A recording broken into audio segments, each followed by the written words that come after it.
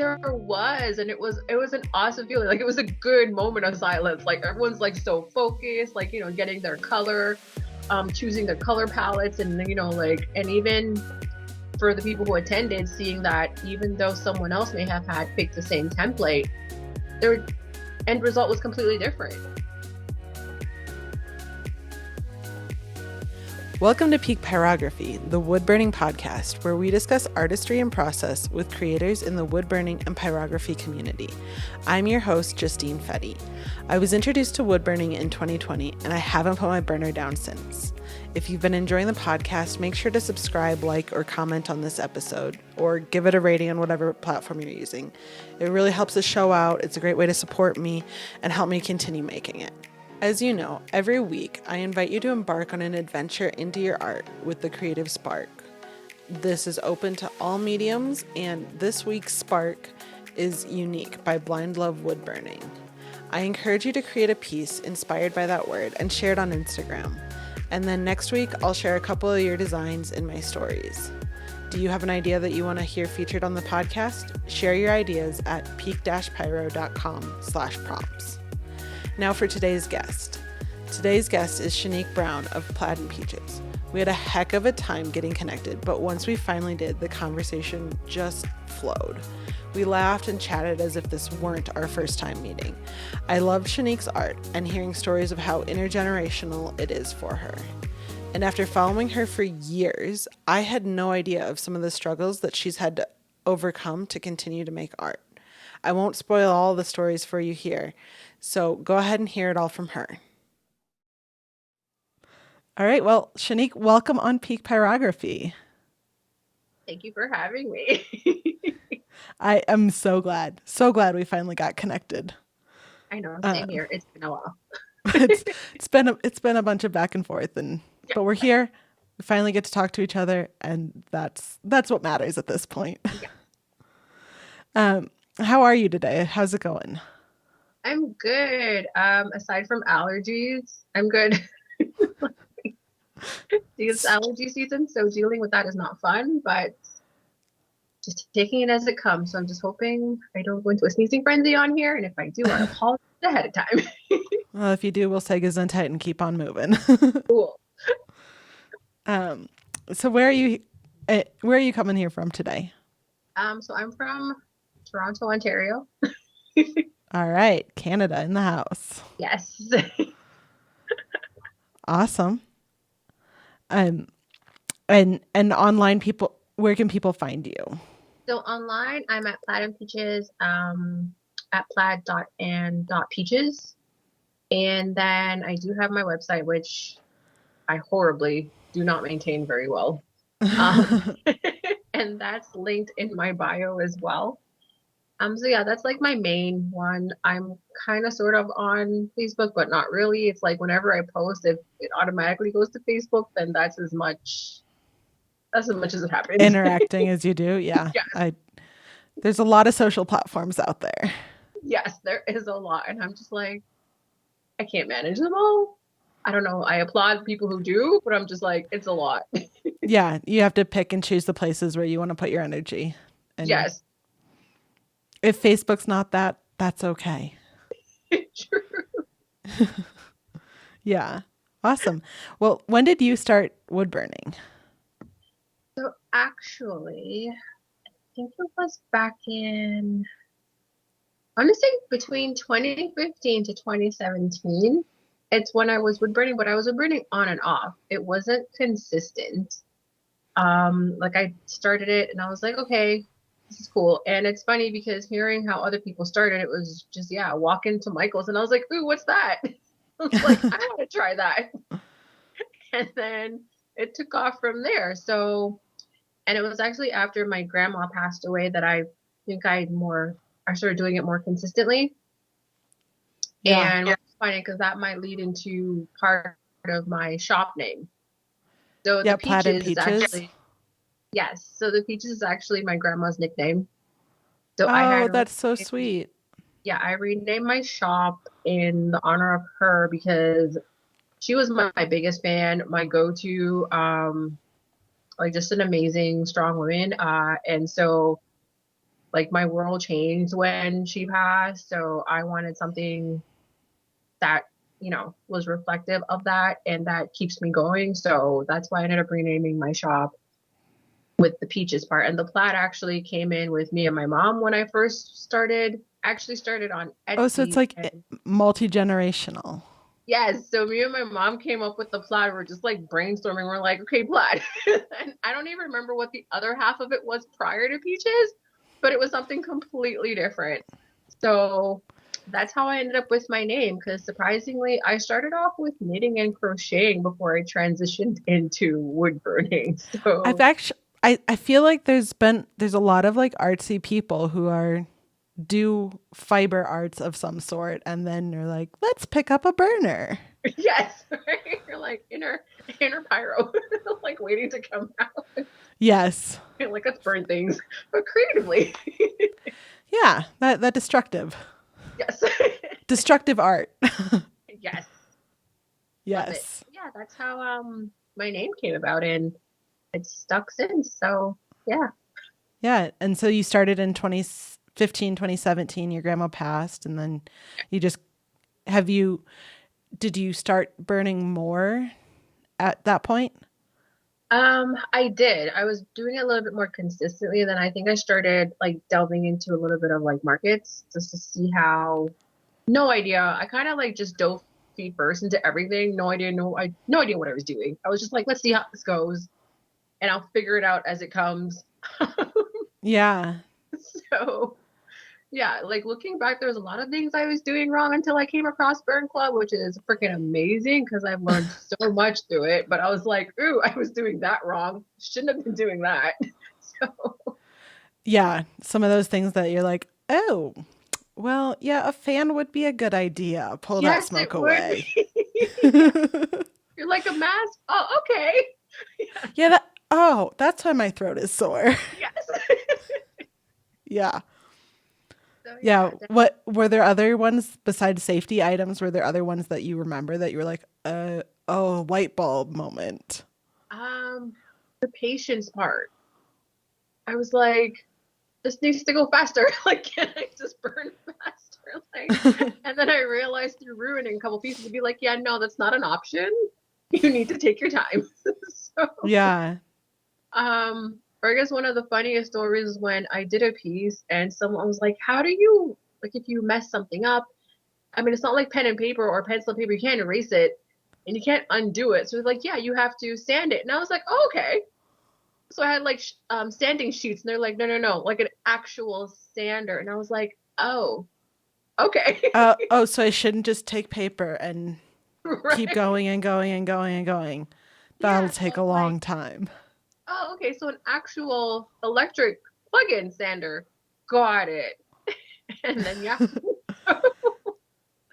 I mean, so yeah. those are great learning experiences, and I love that they're still in your head, so you can share them with everyone else. Oh my gosh, yeah, because it's one of those things you're just like, you totally were like I'm on the right track. I figured it out, and they're just like, no, this is not it. And you're just like, okay, Okay, let's shift a little bit and try again. yes.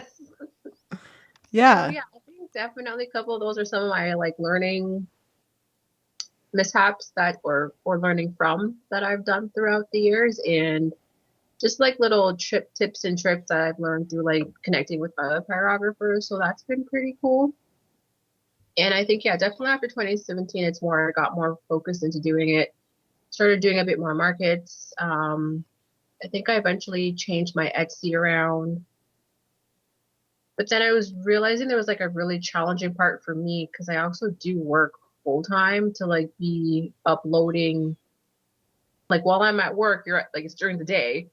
So it's like, Yeah. okay, by the time you get in, you're like, okay, I missed all the good daylight and I have dinner to make and I have to do all the adulting things. And I'm just like, okay, now I gotta go burn things and take pictures. And I'm like, how do people do it all?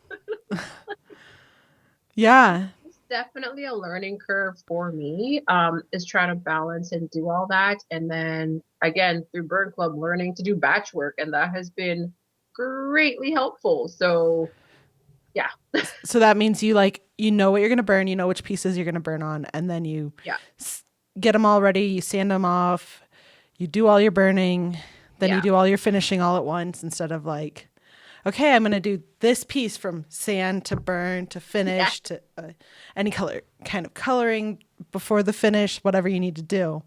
Yes, that was it before. So now it's just like, okay, I have it mapped out. I have like my pieces, I'll sketch them on. I'd be like, I'll pick an evening where this is going to be my sketch day. I'll use the weekends for the sanding portion just because it's a bit easier. I don't have to worry about work. Um, so I'll use it as my sanding days if I need to sand anything. And then I'll just pick like an evening for the sketching. Then I might do one where I'm just like, maybe I'll just do outlines of everything. And then another day I might just do shading. So Really get definitely into it. figuring out like as you're going, you're like, okay, you're figuring it out. But yeah, definitely batch working makes so much sense. Yeah. So how many projects do you usually have in any given batch? Um, well, it depends. Like I would say if I'm prepping for markets, there's things everywhere. Um, that's definitely, you can find things all over the place when I'm prepping for markets. But I think last year going into this year, I've made a decision to kind of hone in on the markets that I'm doing, like limits, because I did my first workshop last year. And it's something that I've been thinking about, but definitely had some comparison syndrome saying, oh my gosh, like, am I ready to teach a workshop? Like, can I do the thing? And I remember like having a conversation with Rachel about it and another pyrographer, Marisol, and she's like, just do it, just try it. And I was like, all right. So through meeting one person, she connected me with another person who ended up being a coordinator for an art museum slash center. And that's how it took off. So did my first workshop, everyone loved it, and we're like, okay, cool, let's do another one. So I just did a two-part one about a month and a half ago, which is pretty cool. Like I did like the two-part one because you got to actually have the same group of people. So you go Right. over all like the safety and all like, the key things in the first class, and then you don't have to do that for the second class. You just go straight into creating. Yeah, you So give a quick reminder of like, turn your fan on, put your mask on, and let's go. yeah, yeah. So it was definitely a nice perspective to see what it's like doing a one day versus like a two part to see how things go and like, So, what were some of those differences? yeah. So for example, I would say going over all the information for one. And then people just got more familiar with the second part. They were just like, okay, let's just do this. And I was able to break out the projects that we're working on. So the first one I did a utensil, something that it's like, because I'm all like, I can talk. I'm all about functional art. So I Yes. wanted to do a utensil. I was like, that way they can take it home. It's up to them if they want to use it or not, or hang it in their kitchen. And the second portion, I was like, let's do a sign, but introduce color. So it was fun to give them that opportunity to test out a little bit of different concepts of wood burning. Like through the first one, they got to play around with their different nibs. The second one, they took that and they're like, okay, well, now we played around with it. We know what ones we like and what we don't like. Here's our template. And now we like, let's add color. And it was honestly such an amazing feeling to see everyone so zoned in when they were painting. Like, you're just Did like, you have okay. one of those like moments of silence when everyone was like so focused and it was just like, oh, There was, and it was an awesome feeling. Like it was a good moment of silence. Like everyone's like so focused, like getting their color, choosing their color palettes, and like, and even for the people who attended, seeing that even though someone else may have had picked the same template, their end result was completely different. So that was also, and that's amazing seeing people put their own style on a piece. yeah. And I was just like, that's just my template. If you want to go rogue and have fun, knock yourself out. Like we're here to have fun and like explore. So go ahead. Like, so it was, yeah, it was definitely a nice opportunity and such a difference from doing workshops, from doing markets. Like when you do the workshops, everything's prepped. You get there, you're ready to go. When you're doing markets, you're like, have I prepped all the things? Do I have all the things? And you get there and it's just like, but yeah, totally two different speeds. So I'm hoping to do more workshops this year than markets. That sounds like it's a lot more fun because it's you don't have to worry about will they like it, will they not. They just want to do it. Yeah, like they're just there to learn and have fun. So, and there's so many like what ifs that you can plan for markets, but you never really know. And it's always like that question. Everyone's like, how many things do you make for a market? And how do you price at a market? And Yeah. there's a lot of question marks with any market. And people are just like, is there like a formula that you can calculate how many things you can make? And you're just like, you don't know. Because I've done markets where I've made things and they sold. And then I was like, cool, these are popular. So you make more of that item for the next market. And then it doesn't sell. And you're just like, what? You're like, wait, okay. Yeah. Yeah. So it's just, yeah, it's definitely, like I say, two different speeds. I mean, granted, I do enjoy doing markets that are like, when they are organized nicely, but it's definitely a different workshops are definitely different take on the speed and like how you feel going into it and like the end result. Yeah. Yeah. So then you're doing these markets. You did the one off and the two off. Are you or the two part? Do you want to try and do like a longer multi-part series, or is the two part like a really happy place? It's funny that you say that because I briefly spoke to the coordinator and I was just like, we could totally do like a 6-part workshop, like have a longer session in the fall leading into winter. Because the place that I do the workshop at, I'm not sure if in the States the programs are set up the same way, like either in community centers or museum centers where they go by calendars. So programs are planned ahead of time Okay. and Yeah. before they come out. So the one that I did a couple months ago, we had finalized it and discussed it last year. So I was just like, I think it would be an awesome idea to do a 6-part workshop that leads from like starting from the fall that leads into winter, because then it could be like you could do ornaments, you can do there's so many things that you could do, and And there's and so in the fall, everybody wants kind of wood art. yeah, You want that like autumny nature feel, yep. natural art. Yeah, with like, so I think that like with the leaves changing and like the season changing, so I think it would be like a nice idea to have a workshop that spans out for that length. So do you have a whole bunch of burners then that you use for that, or do students get their own burners? How does that But I work? ended up I ended up getting the walnut hollow versatile The because Versatool? yeah, because it's like that's what I started off with. And I feel So it's a many people started off with yeah, that one.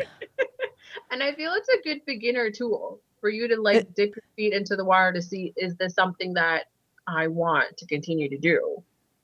and So in a workshop or something like that, you've got time for it to warm up. You're not like sitting at home like, oh, my toddler just fell asleep for a nap. I have 10 minutes.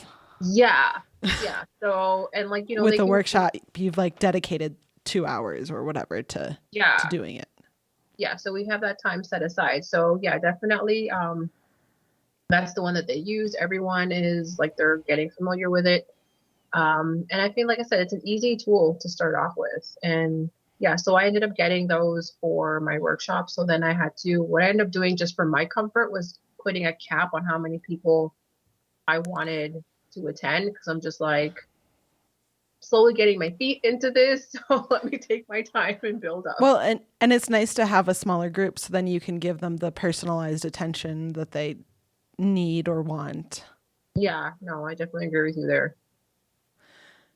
Yeah, so um I mean, pricing is always something interesting and to hear about and to how do people pay for that? Is it like was the two for class like significantly more expensive or So it was actually done through the museum, like the center, the museum art center, okay, like so they they have paid kind of like a staff for set it. rate? Yeah, so because they create different workshops through there. So people can actually there are like paid attendees or you can drop in. So they have multiple workshops there. So I guess you'd say I was the one that introduced woodburning into into their list of workshops that they offer. So Yeah, it's That is everything is really done. cool. Yeah, everything's done through them, which is pretty easy, so I don't have to worry about that portion. Um, Yeah, so yeah, everything's done through them. that's really cool. So when you so do you come up with all your own templates for that, and where do those ideas come from for those templates?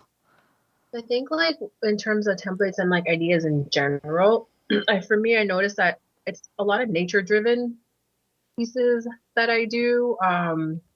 There'll be like the odd thing here and there, but it's all very nature focused and very mushroom focused.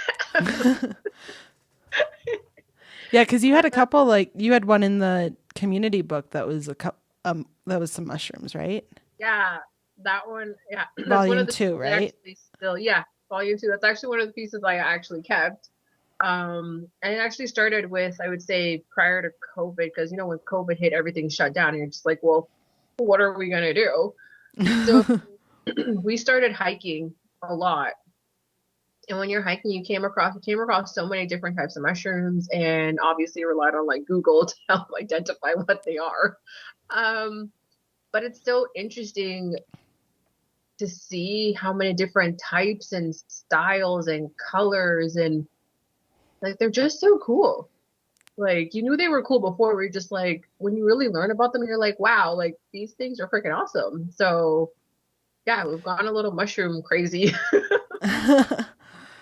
That's so fun. And the pieces that you make are really cool, and you do such great color on them. What do you use for that color? So color, I do watercolors. There might be the odd pencil crayon here and there, but I use the Newton and Windsor watercolors. Um, Yep. yeah, so far I've they've done pretty good so far, and they're easy to access. I can just go to Michael's and get them. Yeah. I don't have to wait for I them. mean that is super helpful for anything to the ease of access. Yes. I mean, there are a couple out there that I've seen other pyrographers using that I was like, oh, those are so cool. Forgot the name of it. It's like they're made from soil, like art of soil or something The along art of those lines. soil, yeah. Yes, I'm like on my wish list because they're freaking gorgeous. They Like, are beautiful. They are so cool. yeah. So that's definitely on my wish list to get and then test out. So, but yeah. Yeah, so definitely all watercolors. I haven't tried acrylics yet. Um, but yeah, Acrylics are a little scary with all the prep you have to do for them. yeah, I haven't tried it. I was like, it looks cool. I've seen a couple people do that. I was like, that looks amazing. I think I'll stick to the Yeah. watercolors for now. Yeah, so you said you have another job, so Plaid and Peaches doesn't keep you busy full time.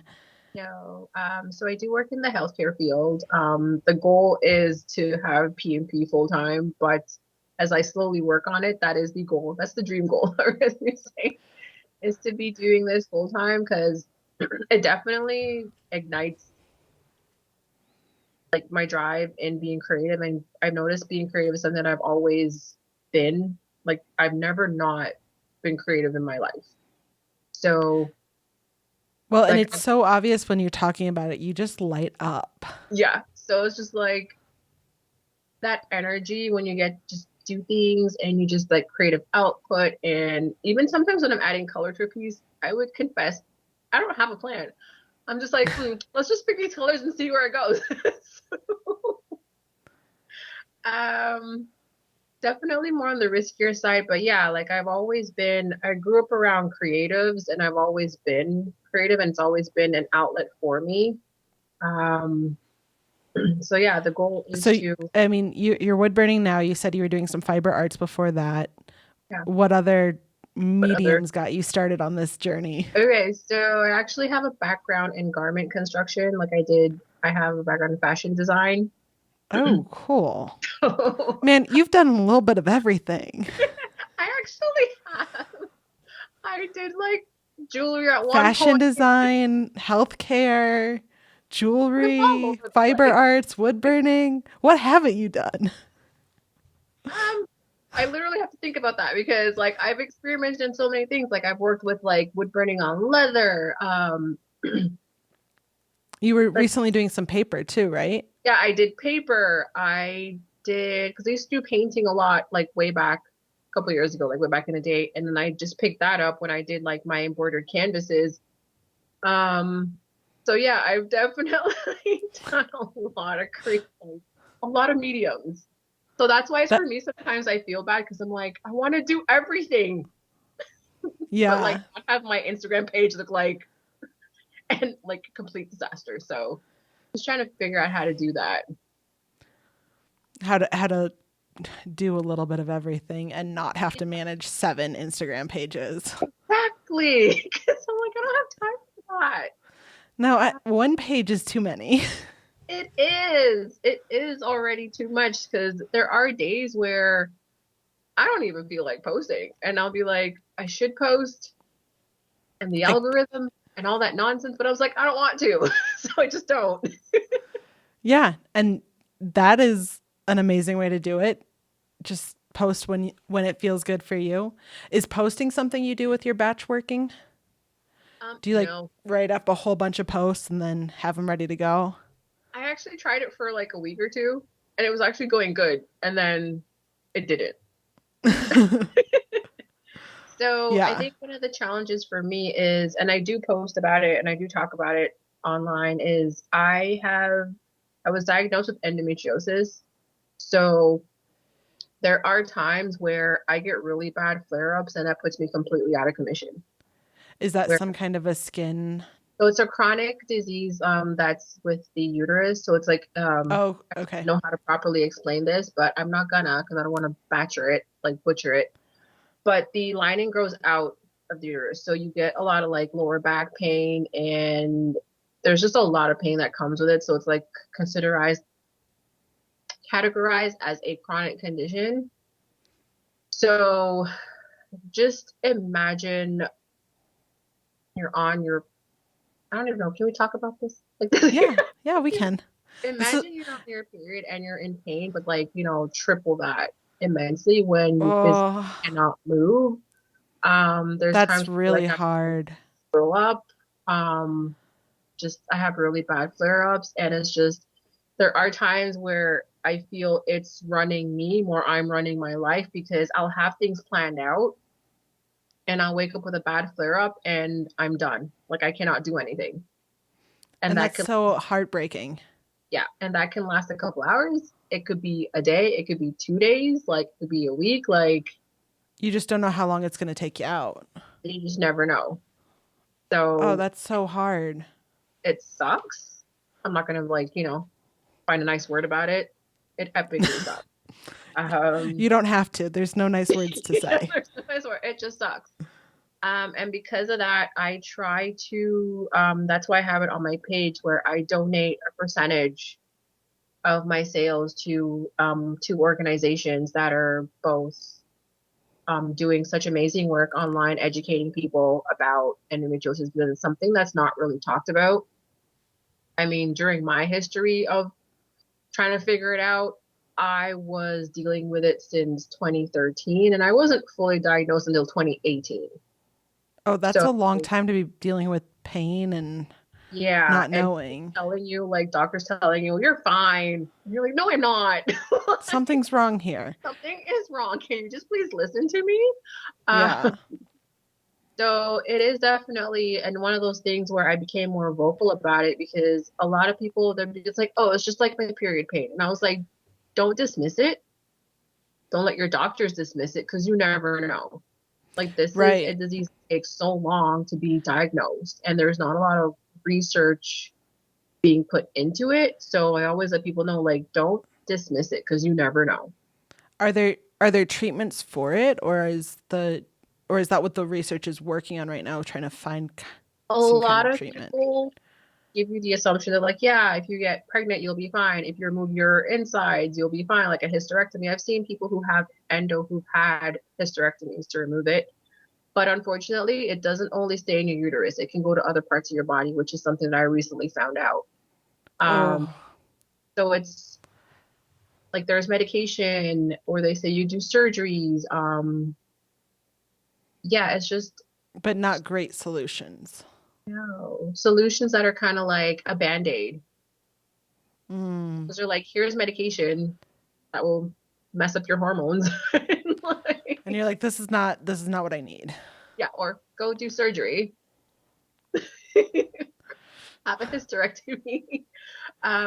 Get pregnant. Also, Yeah, yeah. So it's just like, not helpful solutions here. no, they're not. Or yeah, like the amount of people that I've seen just being dismissed and just like gaslit and just brushed aside, and it's just like it becomes really frustrating because you yourself feel horrible because there are times that you miss out on things because you're just like, I physically cannot move. And then Yeah. you have doctors telling you you're fine. And it's like, no, I'm not. So it is definitely something that I would say is both physically, mentally, and emotionally exhausting. Um, and I guess that's why sometimes being creative just gives me that outlet to just when I'm Like in, not think about it. yeah. So when I'm feeling good, like I want to do all the things because I know that when I'm not, I can't do anything. So Is wood burning something you can do on days when you're having a flare up? No. Just you're like, I'm in bed and I can't move. yeah, I pretty much go from couch to bed. Oh, Yeah, there's like it's just a complete write-off of a day. that's Um, hard. and like I have to time medication like clockwork. So yeah, but so that's why No, I think like missing your 4 hour window. yeah, none of that. So yeah, definitely that's why I think like it feels to be able to like have an opportunity to donate like percentages to those organizations that are doing such amazing work. Like Endo Events is one of them. It's pretty cool because I've learned a lot. The information that they post helps you feel like you're not alone, but then you learn from it as well. So I think that's why one of my things is just giving back a little bit that I can when, during that portion. So, and that's why also one of my colors is yellow because it is the color of endometriosis, which I found out after because it's always been like mustardy yellow has been like a color that I really like. So, Sure. Yeah. yeah, No, that makes sense. And it's great to be able to give back to that kind of an organization or that hopefully can help you find a solution too. yeah. Because like we know being through like in Burn Club, having that sense of community is so like it makes you feel like you're not alone and a place Absolutely. to be heard. So yeah. So having that space is pretty good. Yeah. Anytime you can find community and someone to connect with, whether virtual or in person, it just makes such a huge difference. Yeah, it does. Yeah. Yeah. All right. Well, let's take a quick break here, Shanique, and we'll be right back. Sounds good. All right. And we're back now with Shaniqure Brown of Plaid and Peaches. Hey, Shanique, welcome back. Thank you. Thank you. So we didn't touch on it before the break, but what kind of surfaces and what kind of burners do you like to use? So I first started out with the Versatool, and I guess you would say I used it for I don't know how long I used it for, but not long enough. And I was like, cool. I just want to upgrade to a razor tip. Like I don't even want to be doing this anymore. I just took like the leap and was like, let's just do a razor tip. So yeah, I Was got that the because razor. you wanted the wire nib and the faster heat up cool down times on that, or what made you decide that the razor tip was the one? I don't know. I think it was social media. Like everyone that I follow that was woodburning, that's the one they had. And it was after I got it, then I started realizing there's other brands out there that I was like, I didn't know about. So yeah, I went straight for the razor tip, and I liked it because their customer service is really good.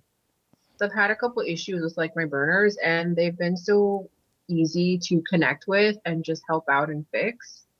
And so I did start out with that one. Then I started out with the SK, which is like the one outlet. Yeah. And then I was gifted the D10, so the two plug outlet. My boyfriend gifted me that for my birthday, so that was pretty cool. So I was like, cool, more things to burn and more more pens, More different ways to do it. more Yeah. different ways to do it. So yeah, so that's the one I've been using since. The SD10. Yeah. I like it. I got the option to switch out different tips. I know they have a newer one out. Um, but yeah, so far I'm happy with the SD10. So I don't know when I'll be Yeah. upgraded. Don't need to upgrade if you're happy with what you got. Yeah, true. And then you've talked about you did what? Leather and you've done paper. What kind of surfaces do you love to burn on, hate to burn on? What are your feelings about different surfaces? So as I was learning, I did pine, and I was just like, oh my gosh, never again. So we won't be doing that again. Um, I've tried ash. I like it, but sometimes like the coasters that I get, the grains are so prominent and it's such a hard burn for me. Like I personally don't like it. I think my favorites are cherry. I think the given basswood, but it's just like I wish it was more easily readily available to get. Yeah, it's harder The to get side a of the hold of in water. Canada. Yeah. Like when I first started wood burning, Michaels pulled out all their live edge basswoods. And I was like, seriously? Like, when I start, you decide to pull them out of your stores. Um, Ah, but I have worked on those. Let's see what else I've worked on. Pear, birch, spalted maple, and maple's pretty good. I like those. Um, yeah, I've done the paper, I've done leather. What else have I done? Canvas. I've done that one, which is pretty fun.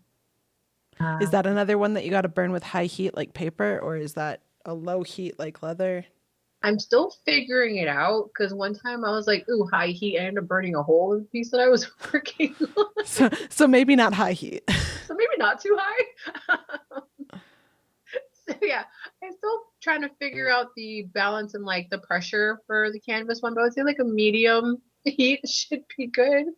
And then obviously lighter if you want to do like the lighter ones, and then when you're doing your shading and your like your line work. So yeah, definitely not high heat. I would say it could be high heat if the canvas is really thick.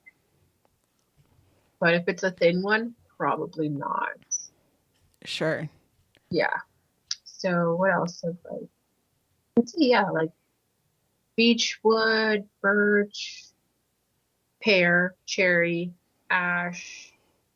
I think there's one I'm missing. And then you were saying you'll sand the wood and put your designs on it and Yeah. watercolor and then finish. Yeah. So if it's a piece that I'm adding color, I'll add that after and I'll use watercolor. And for the longest time, I was hesitant to do pieces with color and put the finish on it because again, I'm still like learning about all the different finishes. Because I was like, oh my gosh, like I believe I did try it once and it smudged, and I think it may have been the watercolor paint that I was using at the time because it wasn't Winsor and Newton, so I don't know if that had anything to do with it. Or a water-based finish. Yeah, so I definitely say even though for the length of time I've been doing this, I'm still figuring out the finishes as I'm going. And Sure. explore that. So if it's a piece where it's a sign, then yeah, I'll do the sanding and then I do templates. So it's a piece where I'm repeating.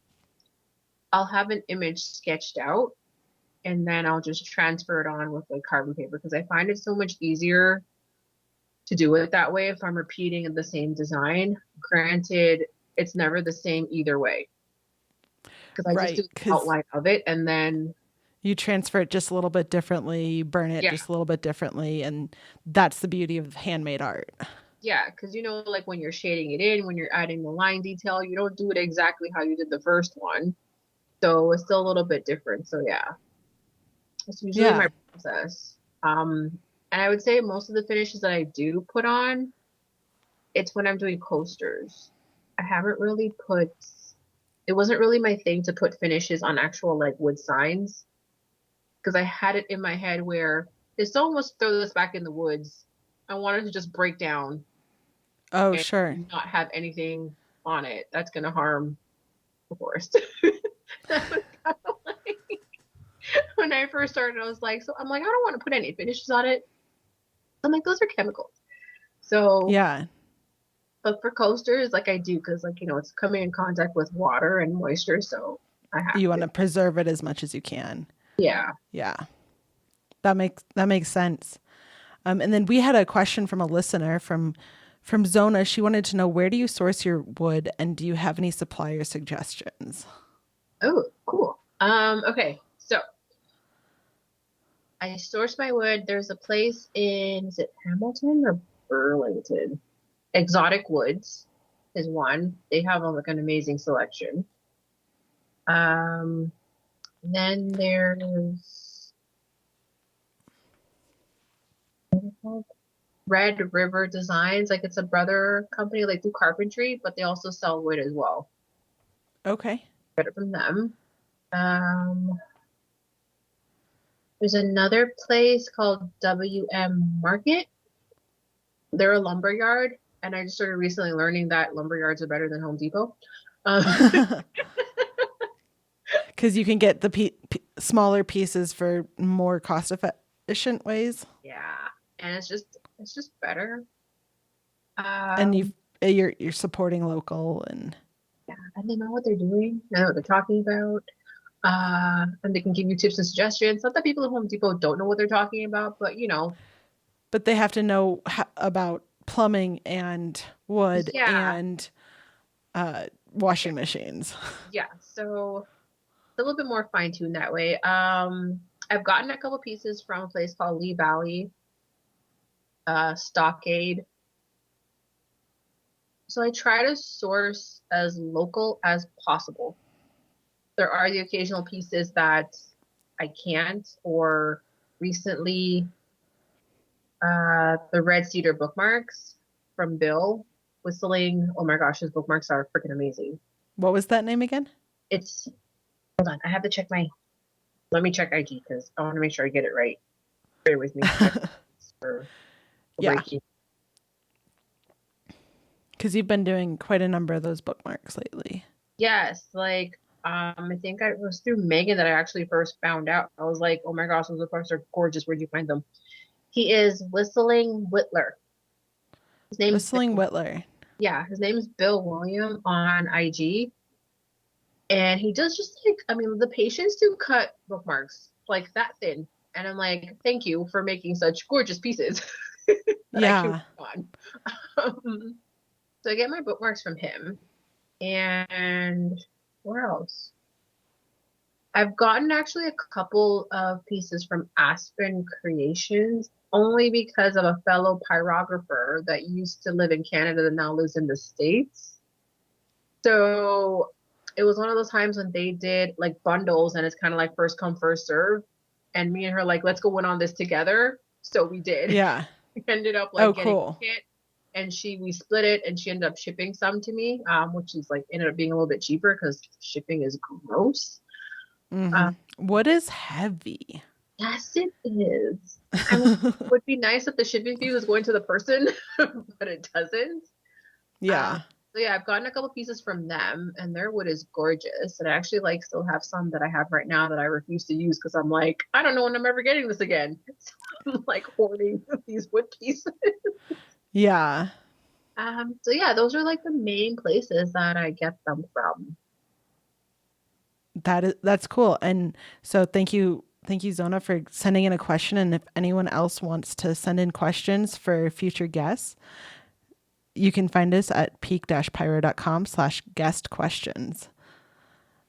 Send in your questions because I'd love to ask your questions for all of the guests on the show. Yeah, that was a good question. Because that was one of the hard things for me is finding like wood suppliers in Canada because there's so many in the States. It does seem to be easier to find in the States than in Yeah, other it's like countries. there's like Walnut Hollow and it's even getting like the smaller rounds, like the coaster rounds or the ornament rounds. Like there's companies in the States that specifically just create those, and it's a lot trickier to find that over here. A lot of people don't do smaller cuts.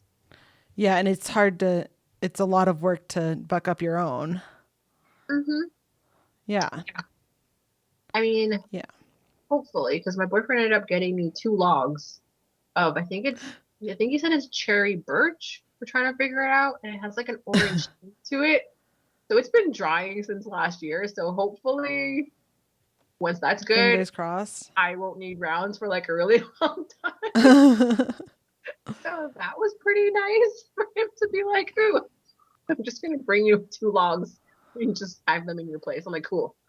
I love that your partner supports this so much. Yeah, Got your when burner, brings home wood for you. It's right? right there for you. Yeah, he's super helpful when he's able to, like, when he has the capacity to do it. But like, I'm shooting like ideas and being like, what do you think of this? Or how about this? I'm like, yeah. So it's nice to have that support, and even just like my other, like my parents and like my siblings as well. So when they're able to help me out, they do. So it's nice to have that family Coming back support. to that idea of community and Yeah. support. I'll just be bugging my mom. What do you think about this? How about this? Like doing this. Can you help me with this? So yeah. And she's like, anytime, sweetie. It's more like, I feel like I just bombard her with like pictures or images. So yeah. Awesome. Well, let's pivot a little bit here, and we talked about how you've got your chronic illness, and so we know a little bit about what bad days look like, but how do you take care of yourself outside of the days when you can't move? Still trying to figure that out. Some days are better than others, but I'm I would say trying to sleep properly or trying to get a good night's rest, but sometimes it happens, sometimes it doesn't. Getting fresh air is helpful. Like when you're able to go for like walks. Yes. Yeah. I call him my fur assistant. Like my cat is just like he's my fur assistant. So he's definitely I would say that's pet therapy for sure. Yeah. Um, there'll be the odd times where I just have podcast on or like certain songs playing, and food. Food. I like food. It, I'm a it's huge fan. definitely a good comfort. Yeah. Yes. So I would say Yeah. that. Yeah, just definitely like there's specific podcasts I just like listening to or just music. Like one of them, if I'm burning, I like either just playing like songs on Spotify or I think Brene Brown is like a go-to podcast for me. Because I Yep. try to even like on my feed like have wood burners like pyrographers, but have other artists and like just branch out a little bit. Right. Take some inspiration from other art forms. Yeah, because there's like one that I follow, like aside from Brene Brown, I think it's like holistic psychologist, something like that. Like she gives suggest like I guess I would say it's a form of social media therapy. And her page is literally just like, she'll put quotes in or examples and things, and it's something that just like you can just read quickly and briefly. It makes you think, or it gives you suggestions and just for friendly reminders. So just that. Like I'm still like again, I say I'm a work in progress because there's a lot of things that I'm relearning. So I mean, who is not a work in progress? We're yeah. all learning. So yeah, definitely trying to relearn certain habits and just yeah, trying to do Yeah. better as best as I can do. And that's all any of us can do on any given day. Yes, for sure. So it's time now to play our favorite game here on Peak Pyrography, and that is the deserted island question. Cool. So, as a wood burner, we're going to drop you on a deserted island and leave you there with one type of wood, one burner, one nib, and then one extra item. What would those be for you? So, let's start with the wood. Okay, so for the word, I think I'm gonna go with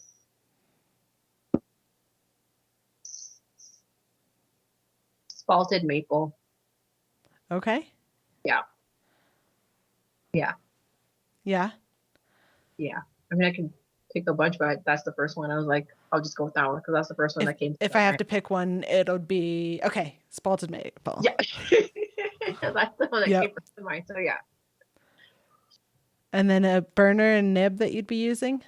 definitely my D10 because I have the Yep. option of doing 2 outlets. Um, and then the pen. I don't have the second camera set up, so I'm just gonna show it here. I don't know if you can see it. It's the knife tip. Oh, yeah. I don't know why. It's just it's my second one. I broke the other one. Just like my go.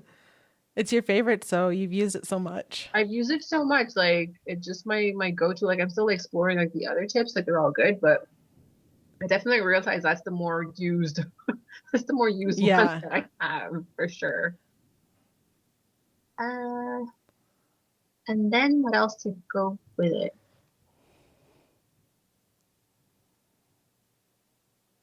I don't know. I laugh because, like I said, I just recently watched Megan's, and I'm just like, I want to bring my cat. And that's totally fine. I think we'll You're have not, fun on the island. Like, you got to have some company for sure. he's my miniature security guard, so Perfect. yeah. Yeah. Oh my God. Yeah. Amazing. And then I like to have a moment here where we talk about the amazing community that we're part of and that we see online, and who are three accounts, and they don't all have to be pyros. They can be businesses, they can be non-pyros, they could be pyros, but I know this is a really hard question. Who are three accounts that you think we should all be following, or that we would all get something from following? Okay. That is a really hard question because all the pyrographers out there are so freaking cool. Um, so I can't pick one. And I think I'm not gonna pick a pyrographer only because I've listened to the other podcasts and they've all mentioned some really good ones. But one that I like, and it's just I forgot his name. It's a doctor. Like he does like a lot of health and wellness. And he'll post like recipes and tips and just like friendly reminders, just like take care of yourself. So Yeah. that's a good one. I don't remember the name off the top of my head. I apologize. Can always You can share it message it here. to me later, and I'll Yeah, make sure it gets in the show notes. yeah, I'll share that to you after. Oh my gosh, that's really hard. And I know this is super hard because you're like, I don't want to offend anyone by not saying them. Yeah, it's not even more like offending. It's more like there's so much that I follow because like I follow all the pyrographers who are amazing, but then I recently started following other creative mediums, like other artists who do paintings and or they may do yeah. watercolors, or they're in like the health and wellness sector. Um, And you find different value from so many different accounts. yeah, because like they all have different things to share. And they're all like, small business focused, but it's also like, they show like the ups and downs that they go through. And so Yeah. it's always that reminder that, like the bad days are okay and the good days are okay. Um, Right. Because so much of our social media is so curated, and you just only see the positives for people. yeah. So like when you do come across people who are just like, no, it's not all sunflowers and daisies, and you're like, thank you. Because there are days Thank you. I feel you feel like, validated. yeah, because there are days where you're just like, you're just not feeling up to par, and you're like, to have an account that is just real. Yeah. Like, thank you. Like, thank you for that breath of fresh air. Like, there's one that she does poetry. It's Alex L. And um, her poems are amazing, but I think it's just there's so much like validation that she has shown the growth that she's gone through and like the hard times that she's gone through to get to where she is now. And she just like makes you like acknowledge that it's okay to go through those deep waters as you're figuring it out. Sure. So like just why I say like having little bits of everything, I like it because it just gives you that refresher or it just rejuvenates you in a different creative perspective. So I think it's nice just to have an array, but still curated because I do go through phases where I call them the IG purge, where I'll just go through a list of follow and be like, this person's not engaging with me, I'm not engaging with them. It's time to part. That Right. might sound This harsh, is no but longer bringing me value. yeah, but it's like it doesn't make me feel good. So time to go. Yeah. So yeah. Yeah. No, and that is a really healthy thing to do for yourself. Oh yeah, I'm trying. Like I said, it's a learning progress because before you're just like, well, I want to follow everybody, but you're just like, no. So that's definitely a work in progress for sure. Yeah. But yeah, Yeah. And then Shanique, what's a tip or trick? And we've talked about so many, but is there one in particular you want to kind of highlight that you think others would find really valuable? I think when it comes to wood burning, I'd definitely say give yourself that grace that it will take time. And if, you're being transparent, there are times where you see other people and that comparison bug comes and it can come heavy because you're just like, whoa, that's so cool they're able to do that. But I think for me, you're always doing that, or you try to do that mind check of you have no idea what's going on in the background. Right. There's so And much that you don't know. yeah, like you don't know the path that they've had to walk to get where they are. So try and do your best and keep around you who you need to just help you stay in that lane. Like not it's like, that stay in your lane kind of focus, but stay in the lane on your own speed. Like figure it out on your own speed, but don't be afraid to ask questions. Because I always say you can ask questions. Like the worst someone can tell you is no. And if they do say Right. no, be like, thank you. And you keep going. Yeah. So that's something that I've taken, I've dived deep in. That's been my motto, like since COVID started. I'm like, I'm just gonna ask all the questions. And all someone can tell me is no. And if they say no, I say thank you and I ask someone else because that's how I learn by asking. And if someone comes Right. and be like, how do you do this? And be like, cool. Like, here's how you do it. Here's how I found it. See if it works. Because someone else that I asked took the time to explain it to me. So I try and pay it back that way because I'm just like, I don't know everything. And what I do know, it's either because I learned it or someone was nice enough to share it with me and like, Yeah. give me the information and like, or guide me in that direction. So definitely say give yourself that grace and don't be afraid to ask questions and just sometimes just gotta just dive feet first and see where it goes. For sure. Yeah. That is great advice. Give yourself grace. Yeah, because it's not easy. Yeah. Well, Shanique, what do you have coming up now? So trying to find some new spots for workshops to do. So that's one of my to-do lists. And there's a market that I did last year. It ended up being a 3-day market. It's actually a pretty huge event. It's called Camping Fest. I believe I'll be doing that this year. So just gonna be like forced with blinders and just try and focus, kind of get things done. I also got I do have a store that I do have my pieces in, so just try and keep up with restocking them. So yeah, a lot of fine tuning. So those are a couple things that is on my radar right now. I'm sure there's more, but That seems like plenty. yeah. So it's just like, yeah, it's a lot. It's one of those things where going through this year, I wasn't really sure where I wanted to go. So still figuring out as I go along. Yeah. Well, that is great. And I can't wait to follow you on those journeys and see where you go and what you post. Thank you. Thank you so much for coming on today. This was amazing. Thank you for having me. I had a blast. So much fun. And people can find you again on Instagram at plaid.and.peaches or on your website, Yes. plaidandpeaches.square.site. Yes. Well, thank you for coming on. Thank you for having me. All right.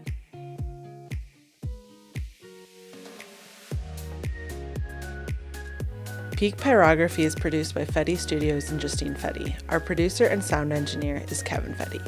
If you enjoyed today's episode, please like and subscribe on YouTube or wherever you get your podcasts. You can share comments on today's podcast or suggestions for the future on Instagram at Peak Pyro Podcast or via email at peakpyrography@gmail.com.